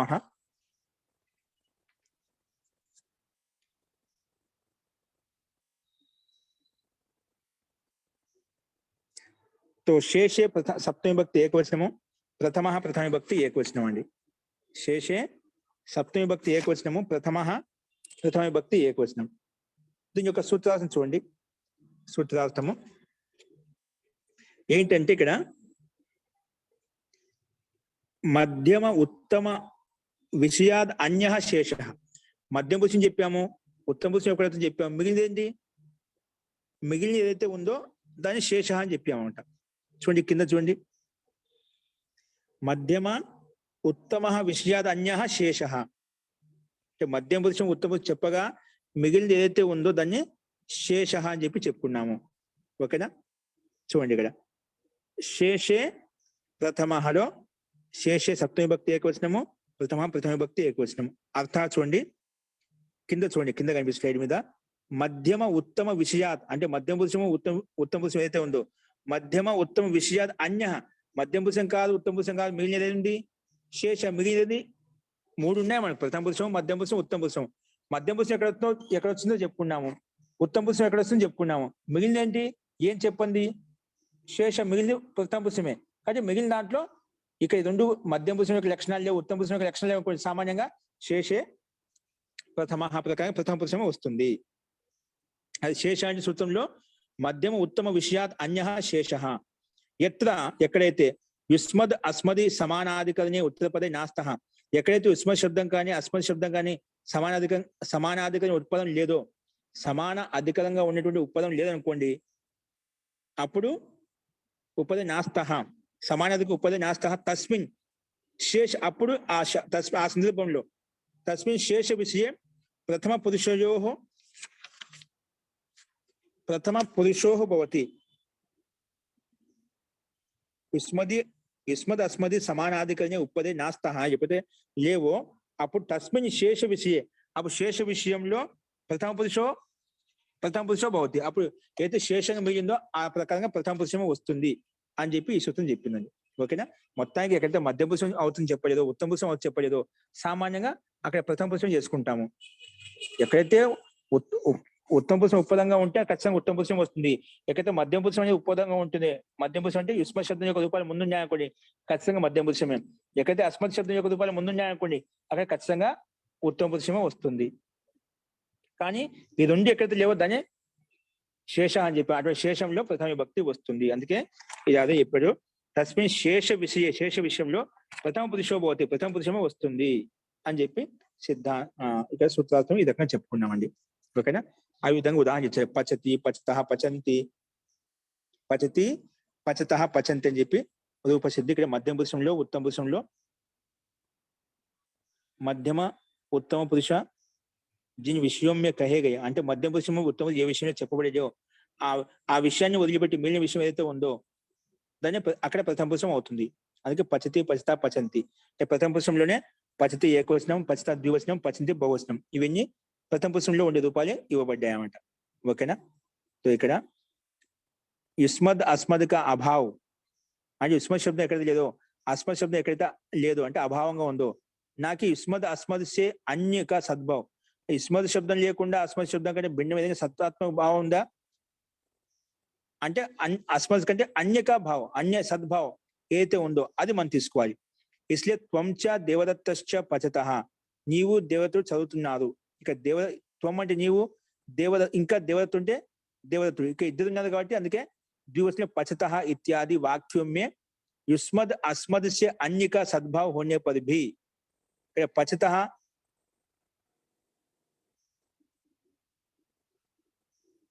ఇక్కడ పచతః ఇత్యాది వాక్యం మే युष्मद अस्मद से अन्य, युष्मद శబ్దం కాకుండా అస్మద్ శబ్దం కంటే अन्य का सद्भाव होने पर भी सत्ता भाव ఏర్పడినప్పటికీ కూడా ప్రథమ పురుషుడు నహి హోతా. अस्मद से अन्य सद्भाव होने पर भी सत्तात्मक भाव ఉన్నప్పుడు కూడా ప్రథమ పురుషం నహి హోతా అంటే ప్రథమ పురుషం కాదు. ఎందుకు భూయతే ఆది మే युष्मद अस्मद का अभाव होने के कारण प्रथम पुरुष होता है అంటే ఎక్కడ మొత్తానికి ఈ సూత్రం యొక్క అభిప్రాయం ఏంటంటే ఎక్కడైతే యుష్మద్ శబ్దం అవుతుంది అస్మద్ శబ్దం అవుతుంది చెప్పలేదో అక్కడ మిగిలిన చోట సామాన్యంగా ప్రథమ పురుషం అవుతుంది అని చెప్పి ఇక్కడ మహర్షి పాణిని ఈ రకంగా చెప్పాయండి. ఓకే, ఇది దీని యొక్క అభిప్రాయము. అస్తు. నెక్స్ట్ చూడండి 108వ సూత్రం. పరః సన్నికర్ష సంహిత. సంహిత అంటే ఏంటి చెప్తున్నారు. పరః ప్రథమ విభక్తి ఏకవచనము, సన్నికర్ష ఇది ప్రథమ విభక్తి ఏకవచనం, సంహిత అంటే కూడా ప్రథమ విభక్తి ఏకవచనం. ఓకేనా? సో 3 పదాలు భిన్నంగా ఉన్నాయి, 3 ప్రథమ విభక్తిలో ఉన్నాయి. సో అర్థం ఏంటి చూడండి. పరశబ్దో అతిశయవాచి. సూత్రంలో పరశబ్దం అతిశయవాచి, అత్యధికతం చెప్పడం కోసం అతిశయంగా చెప్పినటువంటి పదం అనమాట, శబ్దం అనమాట. అందుకే పరశబ్దో అతిశయవాచి. అతిశయవాచి అంటే దాన్ని ఓపెన్ చేసాడు. వర్ణానాం పరః అంటే వర్ణాలకు పరంగా అంటే అతిశయంగా. వర్ణానాం పరః అంటే ఎలా ఓపెన్ చేశాడు? అతిశయిత. అతిశయిత అంటే ఏమిటి? సన్నికర్ష. సన్నికర్ష అంటే ఏమిటి? ప్రత్యాసక్తి. ఇన్ని రకాల పర్యావాచ శబ్దాలు చెప్పారు చూడండి. సో వర్ణానం పరః అంటే వర్ణాలకు అత్యంత సన్నికర్షం అంటే వర్ణాలను అత్యంత దగ్గరగా కలపడాన్ని సంహిత అంటాము. అదే పరశబ్దో అతిశయవాచి అంటే అతిశయవాచి అంటే అత్యంత దగ్గరగా అని అర్థం. అత్యంత దగ్గరగా కలిపివేయడానే దాన్నే సంహిత అంటామట. అది పరశబ్దో అతిశయవాచి అంటే వర్ణానం పరః అంటే అతిశయిత. వర్ణాలు ఏవైతే ఉన్నాయో వాటిని ఆ వర్ణాలను అతిశయిత అంటే అత్యంత దగ్గరగా, సన్నికర్ష అంటే సన్నికర్షంగా అంటే దగ్గరగా తీసుకొని రావడమే సన్నికర్ష. అంటే ప్రత్యాసక్తి అంటే బాగా ఒక చోటికి తీసుకొని రావడమే సంహిత సంజకో భవతి అని చెప్పి ఈ సూత్రం యొక్క అర్థం చెప్పుకున్నామండి. ఓకేనా? సో పరశబ్దం అంటే ఏంటి? పరశబ్ద అతిశయవాచి. అందుకే వర్ణానాం పద. వర్ణ అంటే వర్ణాలు ఏవైతే ఉన్నాయో ఆ వర్ణాలు అత్యంతగా దగ్గరగా కలిపి రాయడమే సంహిత అంటాము. వర్ణాలను అనుకూలమైనటువంటి స్థితి అనుసారంగా వర్ణాలను అత్యంత సామీప్యంగా కలపడాన్నే సంహిత అంటాము అని ఈ సూత్రం యొక్క అభిప్రాయం. అతిశయిత అంటే అత్యంత సన్నికర్ష అంటే అత్యంత సమీపతాకి సంహితా సంధ్య. సో సూత్రంలో సంహితా సంధ్య అంటే సంధి చేస్తాం కదండి. సంధి చేస్తున్నాం అంటే అన్ని చోట్ల అక్కడ ఎక్కడైతే పదాలు పూర్వపదంలో ఉండే పదము అక్షరము, ఉత్తర పదం ఉండే అక్షరము ఎక్కడైతే అత్యంతంగా పూర్వపదంలో కానీ ఉత్తర పదం కలిసిపోతాయో అంటే అత్యంత సామీప్యంగా అయిపోతాయో అటువంటి సామీప్యతకే సంహిత అని పేరు. ఓకేనా? ఎక్కడైతే పూర్వపదంలో ఉండే అక్షరాలు ఉత్తర పదంలో ఉండే అక్షరాలు అత్యంతంగా కలిసిమెలిసిపోతాయో, కలిసిపోవడానికి ఏదైతే యోగ్యత ఎక్కడైతే ఉందో అక్కడ మాత్రమే సంహితా సంధ్య అని పేరు పెట్టుకోవాలి. ఎక్కడైతే వర్ణాలు కలవో అక్కడ యోగ్యత లేదో కలవడానికి అక్కడ మనం ఈ సంహితా సంధ్య ఉండాలండి. సంబంధం ఉండాలన్నమాట, పరస్పర అన్యోన్యత ఉండాలి. అక్కడ మాత్రమే అట్లా అత్యంత దగ్గరగా ఉండాలి, అత్యంత సాన్నిహిత ఉండాలి. అప్పుడు ఏమవుతుంది? సంహితా సంధ్య అని పేరు పెట్టుకుంటాం. సో సంహితా సంధ్య అని పేరు పెట్టుకుని ఎలా వచ్చింది? వెంటనే సంహితాయాం అధికారంలోకి వెళ్తామండి. ధాతుని పేరు పెట్టుకుంటే ఏం చేస్తాము? ధాతు అధికారానికి ఏ విధంగా వెళ్తామో ఇక సంహిత అని పేరు పెట్టుకోగానే సంహిత అధికారానికి వెళ్తాం. సంహిత అధికారంలో ఏమున్నాయి? సంధి సూత్రాలు ఉన్నాయి. ఏమున్నాయి? సంహిత యొక్క అధికారం సంధులు చేసేడు. సంధి సూత్రాలు ఏవైతున్నాయో అవన్నీ ఉంటాయండి. సో ముందుగా సంహిత వర్ణాలను ఎక్కడైతే అత్యంత కలపడానికి యోగ్యత ఉందో వాటికి మాత్రమే సంహిత అని పేరు పెట్టుకుంటాము. అలా సంహిత అని పేరు పెట్టిన చోట మాత్రమే సంధి సూత్రాలు వచ్చి సంధి చేస్తాయండి. ఇక్కడ సంహిత లేదు అంటే పరస్పరం వర్ణ అత్యంత కలిసిపోవడానికి అవకాశం లేదో అక్కడ సంధి జరగదు. ఎక్కడైతే పరస్పరం పూర్వవర్ణాలు పరవర్ణ అత్యంత కలిసిపోతాయో అక్కడ మాత్రమే ఇక్కడ సంహితా సంధ్య. ఎక్కడైతే కలవవో అక్కడ సంహితా సంధ్య ఉండదు, అక్కడ ఇంకా వేరే విధంగా అవుతుంది మళ్ళా. ఓకేనా? సో అందుకే ఇక్కడ అదే విధంగా సంహితా సంధ్య పేరుకి ఎలా వస్తుంది? వెంటనే సంధి సూత్రాలు వస్తాయి. ఇక్కడ ఒకటి చూపించే ఈకో ఎన్హెచ్ అని సూత్రం చూపించారు. ఉదాహరణ ఏంటి? ఇక్కడ చూడండి. పరశబ్దో అతిశయవాచి అంటే వర్ణానాం పదం, వర్ణాల కంటే పదం అంటే అత్యంత దగ్గరగా, అతిశయిత అంటే వర్ణాలు ఈ విధంగా అత్యంత అతిశయిత అంటే అత్యంత దగ్గరగా అంటే సన్నికర్ష లేదా ప్రత్యాశక్తి, వాటికి సంహిత సంజ్ఞకో భవతి చెప్పాము. ఉదాహరణ ఇచ్చారు, దది ప్లస్ అత్ర దద్యత్ర, మధు ప్లస్ అత్ర మధ్వత్ర.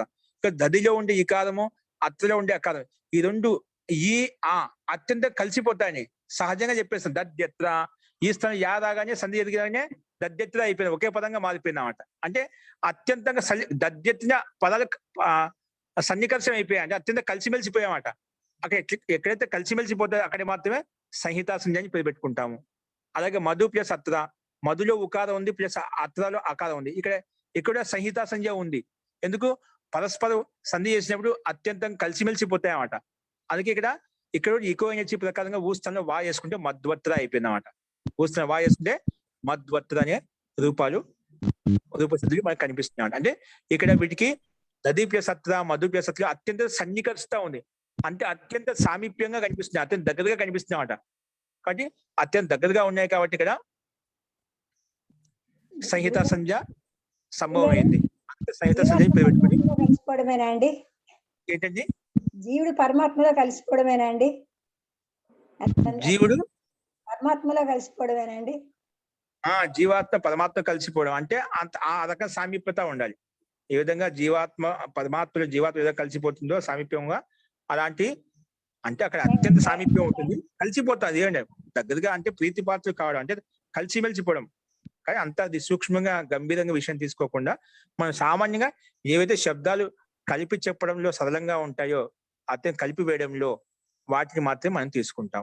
ఓకే, వాటికి మాత్రం సంహితాన్ని పేరు పెట్టుకుంటాం. ఇక్కడ సంహితాన్ని పేరు పెట్టామో అక్కడ మాత్రమే సంధి సూత్రాలు వచ్చి సంధి చేస్తాయి. ఇప్పుడు దది ప్లస్ అత్తలో సంహిత కలిసిపోవడానికి అత్యంత దగ్గరగా ఉన్నాయి వర్ణాలు, అందుకే సంహిత సంధ్యని పేరు పెట్టాం. పద సన్నికర్ష సంహిత వచ్చి సంహితాన్ని పేరు పెట్టింది. సంహితాన్ని పేరు పెట్టగానే మనకు సంహిత అధికారంలో ఉండేటువంటి సంధి సూత్రాలు వచ్చేసి మనకు సంధి చేసి మనకు రూపసిద్ధి ఈ రకం చూపించాయండి. ఓకేనా? సో అందుకే వ్యవధానం లేకుండా అని చెప్పుకోవచ్చు కదండి. రెండు వర్ణాల మధ్య వ్యవధానం లేకుండా సంహిత అత్యంత కలిసిమెలిసిపోయే విధంగా ఉండాలి. పదాలు విడిగా కనిపించకూడదు. కొన్ని పదాలు ఉంటాయండి, మనం శబ్దం చెప్పిన తర్వాత విడివిడిగా ఉంటాయన్నమాట, నువ్వు కలిపి చెప్పలేవు. కొన్ని శబ్దాలు అలా ఉంటే రెండు శబ్దాలు కలిపినప్పుడు అతను కలిసిపోతుంది, అంతా ఒకే శబ్దంగానే భావిస్తాం. రెండు శబ్దాలు కూడా కలిపి చెప్పినప్పుడు ఒకే శబ్దంగా భావిస్తాము.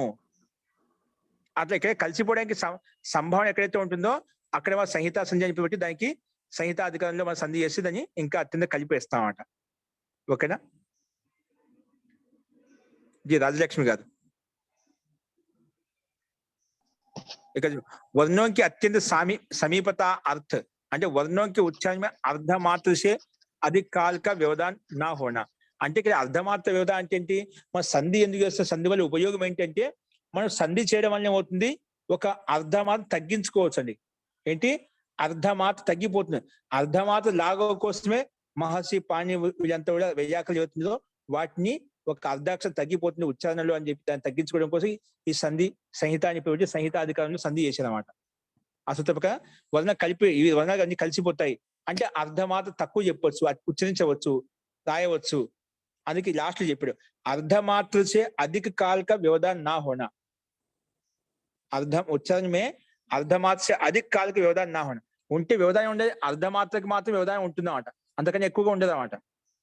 వ్యవధానం నా హోనా అంటే ఇప్పుడు దద్యత్ర దది అత్ర దీన్ని కలిపి దద్యత్ర ఒక అర్ధమాత్ర తక్కువ అయిపోయింది అంతే.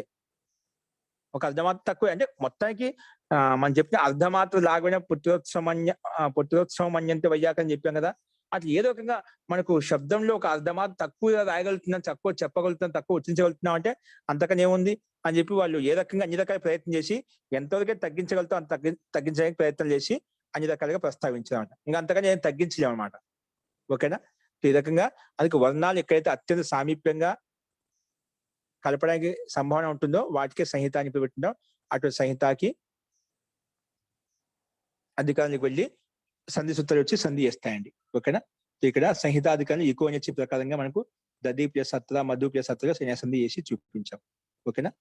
సో సామీప్యత అంటే అర్థమైంది కదా. సంహిత అంటే ఏమిటి మీకు ఎప్పుడైనా గుర్తుపెట్టుకుని వర్ణాలు ఎక్కడైతే అత్యంత పరస్పరం కలిసిమెలిసిపోతాయో వాటికి సంహిత అని పేరు పెట్టుకుంటాం.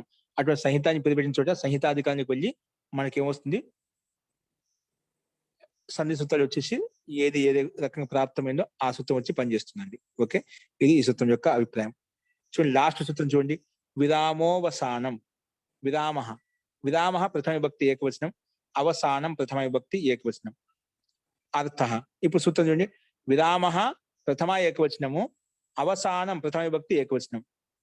ఇక్కడ విరామ ప్లస్ అవసానంలో అతో దప్లుతే ఏంగా ఆద్గుణ ఏంగా పదాంతరతి ప్రకారంగా ఆ అవసానంలో ఉండే ఆ ఓకారంలో కలిసిపోయింది. ప్లస్ విరామలో ఆ ప్లస్ గుణసంధి చేస్తే ఓకారం వచ్చింది. విరామ అని విరామోగా మారిపోయింది. ఓకేనా? సో అతో దప్లుతే ఆద్గుణ ఏంగ పదాంతరతి ఈ 3 సంధి నియమాల ప్రకారంగా మనం విరామో ఈ 3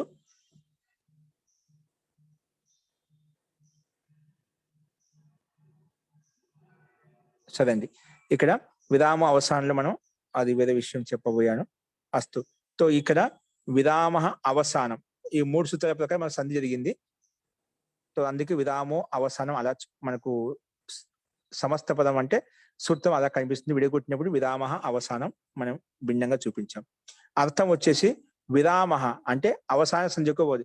విరామ వర్ణం అంటే ఇంకా విరమించేసిన వర్ణానికి దాంట్లో ఎటువంటి మార్పులు జరగవు. అట్లా విరమించినట్టు వర్ణం ఏదైతే ఉందో అంటే ఎక్కడైతే వర్ణం ఆగిపోయిందో దాని తర్వాత ఎక్కడ నిలబడటానికి అంటే ఎక్కడ మార్పులు జరగవన్నమాట. అట్లా విరామం అంటే విరమించుకున్నట్టు వర్ణం ఏదైతే ఉందో దానికి ఏమవుతుంది, విరామ అవసాన సంధికోబోదు. దానికి అవసానం ఒక పేరు పెడతామండి. విరామ వర్ణానికి ఏం పెడతాం, అవసానం ఒక నామకరణం చేశాం, ఒక పేరు పెట్టాం. ఓకేనా? అందుకే విరామో అవసానం, విరామ వర్ణానికి అవసాన సంధి అని పేరు వస్తుంది. ఏంటి ఉదాహరణ?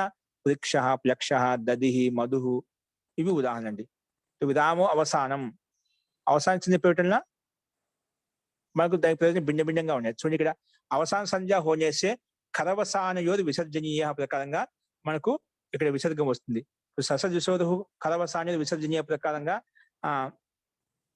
రేపానికి అంతిమం ఇప్పుడు వృక్ష ప్లస్ సు వస్తుంది. వృక్ష శబ్దం చేత ప్రాతిపదికం సు తెచ్చుకుంటాము. సు కనుబధం వేసి వస్తుంది, సా మిగులుతుంది. సా మిగులుగానే ససజసోదు ప్రకారంగా సకారాంత శబ్దస్య రూ భవత రూ చేసుకుంటాం. ఆ రూ చేయగా రూ కనుబధం వేసి రా మిగులుతుంది. వృక్ష రా అదే పదాంతం. ఇప్పుడు ఒంటరిగా ఉంది కాబట్టి అసహాయంగా ఉంది. విరామ వర్ణం అంటే రకాలానికి దాంట్లో ఏ మార్పులు జరగవన్నమాట. అటు విరామ వర్ణానికి అవసానం అని పేరు పెట్టుకున్నాం. అవసానం పేరు పెట్టగానే కరవసానయోది విసర్జనీయ అని వచ్చేసి నువ్వు ఎవరికైతే అవసానం పేరు పెట్టావో ఏ వర్ణానికైతే అది వెంటనే అన్నాస్కిగా మారిపోతుంది. కరవసానయోది విసర్జనీయ ప్రకారంగా ముందు విసర్జన అయిపోతుంది. విసర్జన చేయగానే విసర్జన అయిపోతుంది. ఎక్కడికైతే అవసానం పేరు పెట్టామో విరామ వర్ణ అవసానం పేరు పెట్టగానే అటువంటి అవసానానికి ఏమవుతుంది, విసర్గం వచ్చేస్తుంది. అంటే రేపస్థానం విసర్గం వచ్చేస్తుంది. అలాగే దది మధులో కూడా ఇదే విధంగా ఉకారం ఉంది. ఇక్కడ అన్నాస్క వర్ణం వచ్చిందన్నమాట. అంటే ఇక్కడ దది మధులో అవసాన సంధ్యాన్ని పేరు పెట్టడం వల్ల అనోప్రగృహ్యస్యాను నాసిక ప్రగృహ్యస్యానాసిక ప్రకారంగా అన్నాస్క చేసాము. ఇక్కడ అన్నాస్క అంటే అర్జచిందాకార బిందు వస్తున్నాడు, దదిలో కనిపిస్తుందా? సో ఈ సూత్రం ప్రకారంగా మనకు అన్నాస్క చిహ్నం వచ్చేసింది. సో ఈ సూత్రమే వావసానే అనే సూత్రం ప్రకారంగా అవసానికి అనువృత్తి సంధ్య తీసుకోవచ్చండి. అనోప్రగృహ్యస్యానాసిక అన్నాసిక హోగయా इस सूत्र में అంటే ఈ సూత్రంలో వావసానే సే అవసానికి అనువృత్తి హోతి హై. అంటే వావసాన సూత్రం ప్రకారంగా అవసానికి ఏమవుతుంది, అనువృత్తి కూడా వస్తుందంట. సో మొత్తానికి ఏంటంటే ఈ సూత్రం వచ్చి విరామ వర్ణం అంటే ఇంకా దాంట్లో ఎటువంటి మార్పులు జరగవు. అది విరామ వర్ణానికి అవసాన సంధ్య అని పేరు పెట్టింది. అవసాన సంధ్య పేరు పెట్టడం వల్ల మనకు ముఖ్య ప్రయోజనం ఏంటంటే విరామో కరవసాన విసర్జనీయ ప్రకారం విసర్గం చేసుకున్నామండి. ఓకే, ఇది ముఖ్య ప్రయోజనం. ఈ రకంగా ప్రథమ అధ్యాయంలో ఉండే సూత్రాలు మనం ఈ రోజుతో పూర్తిగా కంప్లీట్ చేసుకున్నామండి. సో మీరు కూడా దీన్ని ఇదే విధంగా ఒకసారి బాగా ప్రాక్టీస్ చేసుకోండి. ఇప్పుడు చెప్పిన వాటిలో ఎవరికైనా ఉన్న సందేహం చెప్పండి. జీ రాజ్యలక్ష్మి గారు. అర్థమైందండి. సో ఈ సూత్రం యొక్క అభిప్రాయం ఏంటి? విరామోవసనం అంతిప్పుడు అంటే ఇంకేమి దాని తర్వాత ఏం లేకుండా ఉంటాం. లేకపోతే ఇప్పుడు సస్యజుస్సు ఏం ఇప్పుడు లేకపోవడం ఉంటాం, దాని విరామం ప్రాతిపదిక అంటారు. సు ప్రతినిధి ప్రథమ విభక్తి ఏక సు తీసుకొచ్చాం. సు తీసుకొచ్చి అనుమతిలో సా మిగిలింది. ఆ సా మిగిలిన తర్వాత సస్యజుస్సు ప్రకారంగా మనం రూ చేసాము. రూ చేసినాక దాని అనుమతిలో చేసాము. అనుమతిలో వేస్తే రా మిగిలింది. ఇంకా దానికి ఏ మార్పు చేయలేము, ఎటువంటి మార్పు చేయలేము. దాన్ని అవసానం అంటాం. అంతిమ స్థితి. ఇంకా అవసానం అంటే ఏంటి? ఇంకా తర్వాత ఏం లేదు, అంతే లేదన్నమాట. దానికి అటువంటి విరామానికి, విరమించుకునే వర్ణానికి అవసానం పేరు పెట్టాం. అటువంటి విరమించుకునే వర్ణానికి అవసానం అని ఒక నామకరణం చేశాం. అటువంటి ఎవరికైతే అవసానం నామకరణం చేసావో అటువంటి అవసానానికి విసర్జన చేసుకో అని చెప్పి కరవస అనేది విసర్జనీయ వచ్చి చెప్పిందన్నమాట. అంటే కర్లు పరంగా ఉన్నా లేకపోతే అవసానం ఉన్నా సరే విసర్జన. అవసానం కరు పరంగా అవసరం ఉన్న అవసానం పేరు పెట్టుకున్నాడు, దానికి విసర్గం వస్తుందని చెప్పి ఈ సూత్రం చెప్పిందండి. సో ఈ రకంగా మనం ఆ మొదటి అధ్యాయాన్ని ఇక్కడ పూర్తిగా కంప్లీట్ చేసుకున్నామండి. సో ఇంకేది కొన్ని సందేహాలు ఉన్నాయి ఈ విషయంలో? ఆచార్య, జీ 105వ సూత్రం ప్రహాసేచ మన్యోపపదే మన్యతే రుత్తమ ఏకవశ్చ. ఆ సూత్రం ఇంకోసారి చెప్తారా? సరిగా అర్థం కాలేదు. ఇది ప్రహాస అంటే వ్యంగ్యం, అంటే ఉపహాసం చేయడం. ఉపహాసం చేసి అడుగుతుంటాం, నువ్వు భోజనం చేస్తావా? నువ్వు భోజనం చేయలేవు, ఎందుకు? ముందే మీ ఇంటికి వచ్చి అతను తినేసి వెళ్ళిపోయారు. తెలుసు తినేసి వెళ్ళిపోయింది తెలుసు, అయినా వ్యంగ్యంగా అడుగుతా. లేదు కాబట్టి అడుగుతున్నావట. భోజనం లేదు, భోజనం తింటావా? నువ్వు తినలేవు, అంత తినేసి వెళ్ళిపోయారు. బండికి వెళ్తావా? లేదు వెళ్ళలేవు, ముందే విధవా చేసుకుని వెళ్ళిపోయారు. అంటే వ్యంగ్యంగా తెలిసిన పదాన్ని మన వ్యంగ్యంగా మాట్లాడాలి. అలాంటి అర్థం సందర్భం వచ్చినప్పుడు పరిహాసం, ప్రహాసం వచ్చినప్పుడు, ప్రహాసం అంటే పరిహాసం, అది వ్యంగ్యాత్మక ప్రసంగం వచ్చినప్పుడు అది ప్రహాసే గమ్యమనే. అటు పరిహాసం గమ్యమానమైనప్పుడు, లక్ష్యంగా ఉన్నప్పుడు మన్య ఉపపదే, ఒకవేళ మన్య అని ఉపపదంగా ఉంటే, మన్య అనేది ఏదైనా పదానికి ముందు ఉందనుకోండి, అప్పుడు మన్య ఉపదే ధాతు చేత యుష్మద్ ఉపదే సమానాధికరణి. యుష్మద్ ఉపదంగా ఉంటే, ధాతుకు ముందు యుష్మద్ ఉపదంగా ఉంటే సమానాధికరణే స్థానిని చెప్పి, సమానాధికరణ ఉన్నప్పుడు స్థానిని అపి అంటే స్థాని ఉన్నప్పటికీ లేదా లేకున్నప్పుడు కూడా మధ్యమ పురుషో భవతి. దానికి అప్పుడు మధ్యమ పురుషం వస్తుంది. ఏమొస్తుంది? మధ్యమ పురుషం వస్తుంది అని చెప్పి సూత్రం చెప్పిందండి. కేవలము పరిహాసం గమ్యమానంగా ఉండాలి, పరిహాసం యొక్క అర్థం ఉండాలి ఉదాహరణలో. అప్పుడు అటువంటి అర్థంలో ఉన్నటువంటి అర్థంలో ఉన్నప్పుడు మన్య ఉపదే, ఒకే ధాతునకు ముందు మన్య అనే శబ్దం ముందు, మన్య శబ్దం అండి, మన్య శబ్దం ముందు ఉందనుకోండి, అప్పుడు యుష్మద్ ఉపదే, యుష్మద్ శబ్దంలో ఉండే విభక్తులు ఏవైతే ఉన్నాయో ఉపదంలో ఉన్నప్పటికీ లేనప్పటికీ కూడా యుష్మద్ ఉపదే స్థాని అని చెప్పి, అంటే ఉపదంలో ఉన్నప్పుడు అంటే సమానాధికరణ స్థాని అని చెప్పి, అధిక సమానంగా ఉన్నప్పటికీ కూడా లేదా లేకపోయినప్పుడు కూడా అక్కడ మధ్య పురుషం వస్తుంది. అందుకే స్థాని అని చెప్పి, సమానాధికరణ స్థాయి అని చెప్పి మధ్యమ పురుషో భవతి అంటే మన్యతే ధాతుష్ట ఉత్తమ పురుషో భవతి అంటే మన్య ధాతు చేత ఎల్లప్పుడు ఉత్తమ పురుషం వస్తుంది అని చెప్పి సిద్ధాంతి ఈ రకంగా ప్రస్తావించాలి. అంటే పార్శ్వపాణి ఈ రకంగా ప్రస్తావించాలి. అర్థమైందా? ఇంకా కంటిన్యూషన్ ఉంది కదండి. తర్వాత మన్యతే ధాతో ఉత్తమ పురుషో భవతి, అదే ఉత్తమ పురుషో భవతి, అంతే. అదే కంటిన్యూషన్ లో అంటే మధ్యమ పురుష ఉత్తమ పురుషో భవతి, సాచ ఉత్తమ ఏకవత్ భవతి. ఉత్తమ అనేది ఏకవద్భావం అవుతుంది. ఏకవద్భావం అంటే ఏకవచనం యొక్క వాక్యం అవుతుంది. ఏకవద్భావం అంటే ఏకవచనం యొక్క వాక్యం అవుతుంది. అర్థమైందండి? ఏకవత్ అంటే ఏకవచనం యొక్క భావాన్ని ఇస్తుంది. అది ఏహి మన్యే తథ యాస్యసి, ఇక్కడ యాసి ఏకవచనం అంట, ఏకవచన భావాన్ని ఇచ్చింది అన్నమాట. భోక్ష్యసే అంటే ఏ లకారం అండి అది? మధ్యమ పురుషు ఏకవచనము, మధ్యమ పురుషు ఏకవచనం. లట్టేనండి, లట్టు లకారం ఆత్మనేపదిలో వస్తుంది కదా. ఆత్మనేపదిలో వస్తుంది భోక్ష్యసే. ఇది అంటే లట్లకాలం, లుట్లకాలం అండి. భోక్ష్యస్య అని లుట్లకాలం అంటే భవిష్యత్తులో నువ్వు తినాలనుకుంటున్నావా, తింటావా, భోక్ష్యసే, భోక్ష్యసే. ఓకేనా? భోక్ష్యతి, భోక్ష్యత, భోక్ష్యంతి, భోక్ష్యసి. ఇది ఆత్మీయ పదంలో ఇచ్చారు. ఆత్మీయ పదం భోక్ష్యసే, భోక్ష్యతే, భోక్ష్యతే, భోక్ష్యంతే, భోక్ష్యసే. ఓకేనా? ఆత్మనేపథంలో మన్యసే అనేది ఇదే కదా, మన్యసే ఆత్మనేపథం. మన్యసే అనేది లట్లకారమే కదా. మన్యసే, మన్యతే, మన్యతే, మన్యంతే, మన్యసే మధ్యమ మన్యసే, ఇది కూడా మన్యతే, ఇది కూడా మన్యతే. ఆత్మనేపథంలో మధ్యమ ఏకవచనం ఆత్మ పదం అండి. అవునండి, ఆత్మనే ఓకేనా? పదం.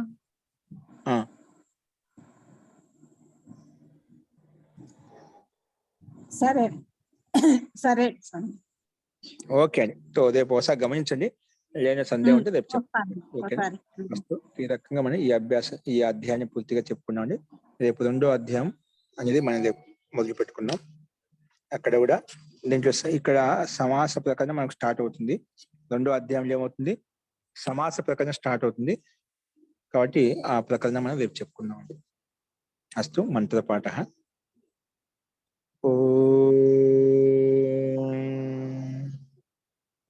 సర్వే భవంతు సుఖినః, సర్వే సంతు నిరామయాః, సర్వే భద్రాణి పశ్యంతు, మా కశ్చిద్ దుఃఖభాగ్ భవేత్. ఓం శాంతి శాంతి శాంతిః. సర్వేభ్యో నమః. అందరికీ నమస్కారం అండి. నమస్తే మహోదయ. ధన్యవాదः మహోదయ.